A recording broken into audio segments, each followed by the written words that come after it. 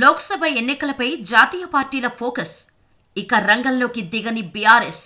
Telangana assembly ఎన్నికల్లో పక్కా వ్యూహాలతో బరిలోకి దిగి అధికారం చేజిక్కించుకున్న కాంగ్రెస్ పార్టీ పార్లమెంటు ఎన్నికల్లోనూ గెలుపు కోసం ప్లాన్ చేస్తోంది. 17 లోక్సభ నియోజకవర్గాలకు ఇన్ఛార్జీలుగా మంత్రులను నియమిస్తూ కాంగ్రెస్ కీలక నిర్ణయం తీసుకుంది. శాసనసభ ఎన్నికల్లో కాంగ్రెస్ పార్టీ విజయంలో ముఖ్య పాత్ర పోషించిన CM Revanth Reddy, deputy CM Bhatti Vikramarka, మంత్రి పొంగులేటి శ్రీనివాసరెడ్డిలకు 2 నియోజకవర్గాలు అప్పగించారు. తెలంగాణలో అత్యధిక స్థానాలు గెలిచేలా భారతీయ జనతా పార్టీ ప్రణాళికలు సిద్ధం చేస్తోంది. ఇప్పటికే బీజేపీ తరపున సునీల్ బన్సల్ ఆదిలాబాద్ జిల్లాపై కన్నేశారు. తాజాగా బీజేపీ స్టేట్ ఆఫీస్ నాంపల్లిలో పార్టీ విస్తరాకుల సమావేశం నిర్వహించారు.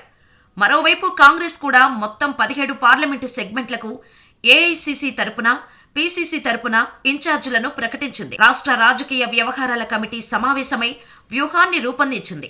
2 జాతీయ పార్టీలు పోటాపోటీగా వ్యూహాలు రచిస్తున్నా బీఆర్ఎస్ మాత్రం ఇప్పటివరకు ఫోకస్ పెట్టలేదు. అనారోగ్యం కారణంగా ఆ పార్టీ అధినేత కేసీఆర్ పొలిటికల్గా ఇంకా యాక్టివ్ కాలేదు. అసెంబ్లీ సమావేశాల్లో రాష్ట్ర ప్రభుత్వాన్ని ధీటుగా ఎదుర్కోవడానికి ఎమ్మెల్యేలు కేటీఆర్, హరీష్ రావు వాటిపై దృష్టి పెట్టారు. గత ఎన్నికల్లో 16 సెగ్మెంట్లను బీఆర్ఎస్ టార్గెట్ పెట్టుకున్నా సింగిల్ డిజిట్కే పరిమితమైంది.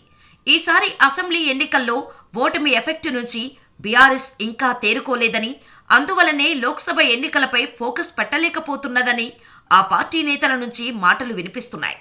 రాష్ట్రంలోని మొత్తం 17 పార్లమెంటు స్థానాలు ఉండగా 15 చోట్ల గెలవాలని కాంగ్రెస్ టార్గెట్గా పెట్టుకుంది. ఖచ్చితంగా 12 సీట్లు కైవసం చేసుకోవచ్చని, టఫ్గా ఉండే మరో 3 స్థానాలను గెలిచేయాలని వ్యూహాలు రూపొందిస్తోంది.